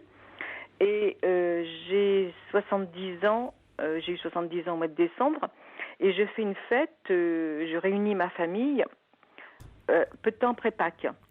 Donc là, je fais une lettre à ma belle-fille pour les inviter. Et sur la lettre, je mets que c'est elle qui détient le pouvoir et la clé pour que je puisse retrouver mon fils et revoir mes enfants. Et pourquoi elle me prive de mes petits-enfants? Qu'un jour, elle sera une belle-mère, parce qu'elle a 2 garçons. Un jour, elle sera une mamie comme moi. Et on est faites, les mamies, pour donner des souvenirs à nos petits-enfants. Ils en ont besoin, vous la désignez comme cible, hein, attention. Là. Oui, je suis d'accord, là, Caroline. Mais si vous voulez, elle a un Vous auriez pouvoir. pu, je trouve... Oui, mais bien sûr, mais je trouve pas très judicieux de la voir. Bien sûr qu'elle a un pouvoir et que vous en souffrez, et elle a le pouvoir de vous faire souffrir. Voilà. Oui, mais pour autant, même si vous le pensez, faut-il toujours dire ce que l'on pense et encore plus l'écrire, comme vous l'avez fait. Les écrits restent, hein. Vous savez, les paroles s'envolent, mais les écrits restent. Là, vous l'écrivez, vous vous rendez compte? Oui, mais là, si vous voulez, c'est la première fois. C'est pas, si vous voulez, je pense qu'il est important il faut peser les mots. Et je crois que c'est une occasion, c'est important, votre anniversaire, c'est pas justement d'essayer de réunir la famille, de renouer, mais de pas la mettre au centre, elle a un pouvoir, mais vous lui en donnez trop, je pense. Vous lui donnez trop de pouvoir. À ma belle-fille? Oui. Oui, mais si vous voulez, j'ai fait une lettre là pour leur dire que je souhaitais les avoir à ma table pour mes 70 ans. Voilà. Bon, vous les invitez comme vous invitez. Non, mais vous les invitez. Vous les invitez comme vous invitez vos autres fils. Comment d'ailleurs se comportent les autres fils? Ils ont des contacts eux, avec leurs frères et leurs belles-filles? Justement, mon fils a rompu tout contact avec sa famille. Et avec ses 2 frères, il a rompu tout contact. Depuis 8 ans également. Depuis la même période. Voilà, à peu la même période. Et il a été invité à la communion de sa filleule. Il n'y a pas été. Il a été invité au mariage de son autre frère. Il n'y a pas été. Même pour des événements importants comme ça. Il ne vient pas. Il a fait, comme on dit, abstraction de sa famille. Et, bon, il y a les liens du sang qui restent, bien sûr. Mais c'est la première fois que je fais là une lettre à ma belle-fille. Parce que je pense que c'est elle qui détient. La clé, il y a quelque chose. Vous avez raison dans le sens qu'elle détient la clé, qu'il y a quelque chose. Mais pour autant, si vous voulez, c'est important de les inviter. Hein, là, je vous rejoins, de les inviter au même titre que vos autres enfants, parce qu'ils font partie de la famille. Hein, donc, à l'occasion de cet événement important, de votre anniversaire, vous souhaitez. Mais si vous voulez, je pense qu'il faut être plus dans si vous voulez, dans quelque chose de l'affectif. C'est-à-dire que vous souhaitez que vos enfants soient réunis autour de vous. Oui, c'est ce que j'ai vos enfants et vos petits-enfants. Voilà, vous l'avez mis aussi, ça. Mais je peux pas vous la lire, la lettre. Non, ça serait non. C'est dommage parce que elle est remplie de choses très sensibles. Tant mieux, c'est bien. Si vous voulez, ça va droit au cœur. Ça vous. Bon, tant mieux, c'est ce qui compte. Mais vous l'avez écrit il y a combien de temps? Celle-ci, je l'ai envoyée au mois de novembre. Ah oui. Et ils n'ont pas réagi. Donc, il ne m'a pas souhaité non plus mon anniversaire au mois de décembre. Et là, j'ai fait une lettre donc à ma belle-fille. Là, vous lui avez écrit... elle n'est pas partie. Oui. Je l'ai faite, elle n'est pas partie. Attention de ne pas tomber dans un acharnement. Qu'est-ce que vous voulez lui dire à votre belle-fille? Eh bien, je peux vous en dire quelques lignes. Bah, si vous voulez, Bon, oui. je lui ai dit qu'elle était une mère, qu'elle sera un jour une belle mère comme moi. Oui. Peux-tu comprendre ma démarche vers toi? Oui. Que mon fils est venu me voir telle date et qui m'a dit je reviendrai. Pourquoi ces promesses de visite n'ont pas abouti? Je vous ai vu et ma première intention a été d'aller vers toi, tu m'as rejeté. Pourquoi? Cette attitude et cette souffrance que tu me fais vivre, la rigidité dans tes actes, dans quel but? Cette incohérence humaine. Il est utile d'apprendre soi-même à vivre avec fluidité, à faire confiance et à développer une parfaite cohérence entre ses pensées, ses paroles et ses actes. Oui, moi je trouve que vous rentrez trop dans quelque chose maintenant de personnel. Vous lui donnez, vous en faites maintenant une guerre intestine entre vous Une deux. guerre? Non. Si, mais Ah bon, si. d'accord, une guerre, vous Moi, pensez? je pense. Ah oui. Là, il y a quelque chose de. Maintenant, c'est la guerre est déclarée entre vous et elle. On déclare pas la guerre quand on n'est pas sûr de la gagner. Oui. Et de toute façon, comme vous dites, elle a le pouvoir. Oui. Là, vous lui en donnez beaucoup, beaucoup trop, et c'est pas en vous adressant à elle de cette façon-là que vous obtiendrez satisfaction. Comment je peux faire? Moi, je lâcherai là. Comment je peux faire? Lâchez. Lâchez prise. Lâchez. Vous Mais- tombez dans l'acharnement là. Oui, mais mon fils, je veux dire, Je sais que c'est difficile, Françoise. Je sais que c'est difficile ce que je vous demande. C'est dur à vivre. Ben oui, j'entends C'est dur à ça. vivre. Mais J'ai justement, mes enfants. vous vous obstinez trop. Et là, il y a quelque chose. Cette lettre ne peut que décupler, à mon avis, quelque chose qui, je ne sais pas, ce qui est en jeu, ce qui. L'enjeu, c'est de les revoir. D'avoir Mais une vie de j'ai bien. famille. Vous ne les reverrez pas de cette façon-là. Ah bon. D'accord. Mais non. Alors, qu'est-ce Vous ne que- les reverrez pas en vous en prenant à elle de cette façon-là. Cette lettre, elle lui ira pas droit au cœur. Mais celles que j'ai faites lui ont pas été des lettres pourtant très Non, sensibles. parce que oui, enfin, vous dites en même temps très ambivalente. Hein. C'est quand même, tu es au cœur tu as le pouvoir, tu en as la clé. C'est Oui. très ambivalent. Bon, Oui. donc c'est à toi de décider finalement si la famille est un peu détruite, c'est à cause de toi. J'ai On peut quand même aussi été vers entendre elle, elle m'a ça. rejetée. Bon, vous vous sentez rejeté, vous en Oui. souffrez terriblement, ce Ah oui, qu'on peut comprendre. Oui. Maintenant, à un moment, face à ça, vous avez essayé beaucoup de choses. Oui. Je crois que tout ce que vous pouvez faire aujourd'hui, c'est prendre un peu de recul. Je sais que c'est très difficile, Faut que je prenne du recul. mais c'est la l'obstination, oui, parce que l'obstination ne marche solution. Ça pas. fait 8 ans que je prends du recul. Non, et non, et non. Ça fait 8 ans que vous n'arrêtez pas d'envoyer des SMS et tout, Non, donc je déjà. ne fais pas que ça. Non, Caroline, je ne fais pas que ça. Je suis quand même pas, je veux dire... Bon, alors, écoutez, obstinée, mais non, mais j'ai voilà. bien compris que vous je le n'envoyez fais pas quand des c'est SMS. un événement. Non, mais j'ai bien Voilà, compris que oui. vous n'envoyez pas des SMS tous Non, les jours. non, Hein, non, non. c'est pas dans ce sens-là. Non. Non, ce que je veux dire, c'est que si d'abord il y a quelque chose peut-être à dire, à exprimer, c'est peut-être à votre fils. Qu'est-ce qui se passe? Pourquoi il est en train de se couper de la famille? Qu'est-ce qu'il fait? Parce que il faut entendre que c'est pas seulement par rapport à vous, mais aussi par rapport à ses frères. Qu'est-ce qui se passe? Pourquoi il est peut-être en difficulté? Qu'il vous manque? Je lui ai Vous pouvez laissé aussi dire ça. Bon, voilà, mais pas plus, en tout cas, pas rentrer dans des choses trop longues et pas d'accusation directe. Alors, donc, Surtout pas, et surtout, vous voyez, Oui. ne jamais porter d'accusation. Voilà. Ouais, mais je subis ça. Donc, Et faudrait que si je vous l'appelle voulez, pour- comme dit Cathy, parce que à force, vous allez en faire une victime. Et votre fils aussi a la clé, c'est à lui de voir. Donc, si vous voulez, dans ces histoires-là, c'est toujours très complexe. Et j'ai envie de vous dire, vous aussi, vous avez la clé.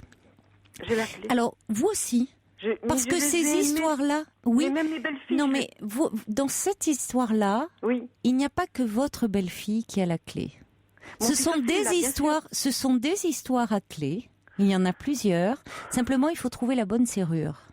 Alors, par rapport à cette souffrance qu'on Oui. entend et Oui. qui est légitime, Oui.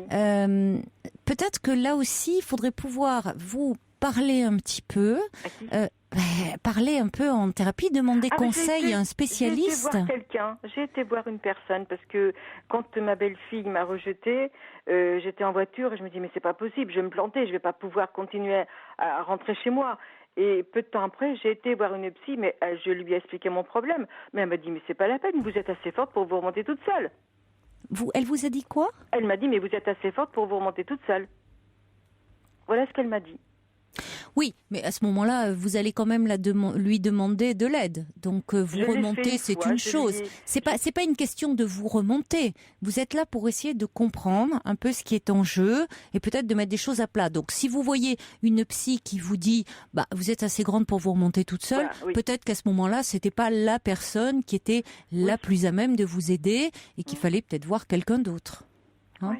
J'ai des amis qui me Oui, mais c'est pas la même chose. Oui. Moi, je vous parle pas d'amis. Non, d'accord. Je vous parle vraiment d'un professionnel qui puisse vous entendre et un peu prendre le fil de votre histoire familiale, de l'histoire de vos enfants, de relations, dénouer un petit peu. Parce que quand vous parlez de clés, c'est très intéressant. Votre belle-fille n'est pas la seule à avoir la clé. Vous avez raison. Et c'est là où vous lui donnez trop de pouvoir. Vous avez raison, elle n'est pas la seule à avoir la clé. Non. Mais si vous voulez, je me suis pas accrochée, je peux pas dire ça. J'ai élevé mes enfants pratiquement seule, parce que mon mari avait 15 ans de plus que moi. Et toutes les responsabilités, c'est moi qui ai tout pris, j'ai tout eu sur mes épaules. Et le père était souvent absent, voilà, il ne prenait aucune décision. Et je trouve avoir élevé mes enfants dans le respect, dans la dignité, dans le courage.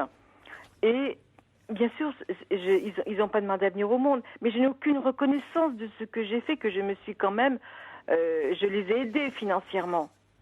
Voilà. Et il y a pas de, il y a rien, tout est normal, quoi. Voilà, on met des enfants au monde, et puis la famille, elle n'existe plus. Voilà, la mère, elle n'existe plus. Je suis seule, je vis toute seule. La mère, on s'inquiète pas d'elle. C'est devenu difficile à accepter. Voilà. Vous avez vos deux autres fils ne sont pas dans cette situation-là. Ça ne veut pas dire d'ailleurs que votre fils, celui que vous ne voyez plus, ne pense pas à vous. Oui. Hein? Dans ce type de situation, c'est aussi douloureux pour l'enfant, je dis l'enfant bien qu'il soit adulte, qui ne voit plus ses parents, même si la rupture est de son fait. Oui, enfin ses parents, je dis son père ou sa mère. Hein. C'est un déchirement intérieur. Quand le père est décédé ? Non, de décider parfois volontairement de mettre de la distance avec son père ou sa mère. Ça reste toujours un déchirement. Ah bon ? C'est douloureux. Oui, tout à fait. Pour l'enfant ? Oui, tout à fait. Mais il le choisit. Oui, mais il y a des choix qui sont très douloureux. C'est toujours douloureux ce choix-là. C'est un choix qui coûte. Pour autant, on a aussi des témoignages, et que j'ai entendu en cabinet ou ici sur cette antenne, de personnes qui, à un moment donné dans leur vie, ont eu besoin de prendre de la distance, ont éprouvé ce besoin et qui ont pu revenir vers leurs parents. Je ne parle pas quand il y a eu des faits très graves. Parfois, il y a eu parfois des faits graves où le lien a été définitivement rompu. Oui. Mais ce que je veux dire par là, il y a aussi des choses à comprendre dans le lien que vous avez avec eux, dans le fait aussi quand vous dites que votre fils, vous le décrivez comme faible sous l'emprise de cette femme. Donc tout ça compte dans la personnalité, dans l'image que vous pouvez avoir de lui, dans la façon dont lui se vit au sein de sa fratrie. Pourquoi ? Parce que ce qui m'interpelle, c'est qu'il ne rompt pas seulement avec vous, mais aussi avec ses frères. Voyez, donc il y a quand même beaucoup de choses qui sont là en jeu dans cette dynamique familiale, et que je pense que le fait d'en parler pourrait vous permettre, non pas, ça ne va pas régler évidemment cette situation, mais vous permettre d'y donner un peu de sens. Et quand on donne un peu de sens aux événements, ça permet de trouver un peu d'apaisement. C'est-à-dire de moins vous sentir peut-être personnellement attaquée. Non, je me sens pas personnellement attaquée parce que c'est pareil avec ses frères, donc je ne suis pas personnellement attaquée. Ça, je le ressens comme ça. Mais mon fils a un caractère faible. Il est manipulable. Voilà. Et pourtant, il a un travail, il a... Bon, il a une et votre personnalité. belle-fille, elle a son histoire, elle a voilà. Donc c'est pour ça que je ne pense pas que c'est voyez, en la mettant comme ça face à elle-même, en l'accusant directement, que vous parveniez à vos fins. Au contraire, ça ne fait que la mettre, la crisper un peu plus sur ses positions. D'accord. Donc j'envoie pas la lettre. Non, moi je ne vous conseillerais. Enfin, Oui. vous faites. Je dis non. Vous êtes libre de faire ce que vous voulez faire. Oui. Vous me demandez mon avis. Voilà.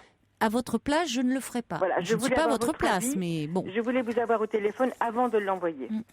Donc, il faudrait pour résumer finalement, il faudrait que j'appelle mon fils sur son portable et que je lui demande pourquoi il en est arrivé. Moi, je le ferai pas. Je le ferai pas sur le portable. Hein. Le portable, c'est. Oui, mais. Non, moi, j'appellerai pas sur un portable. Je n'ai pas leur numéro de fixe. Non, mais à ce moment-là, allez en parler avant. Vous, en thérapie. Ah, en parler avant. En fait, je dis pas de faire une thérapie. Non, d'accord. Quelques séances. Mais je vous dis pas de faire une thérapie. Je dis avoir quelques séances. Vous débrouillez un peu tout ça avant. C'est pas avec. Vous pouvez pas là actuellement. C'est en parler avec votre fils. Vous avez besoin d'en parler avant. Ouais. Comme dit Brigitte, c'est une situation très douloureuse qui a sans doute une logique cachée qu'il faut chercher à comprendre. Voilà. Bon courage. Bon courage à vous. Pour mes enfants oui, mais ça s'entend. Mais vous avez besoin de parler aussi de ça.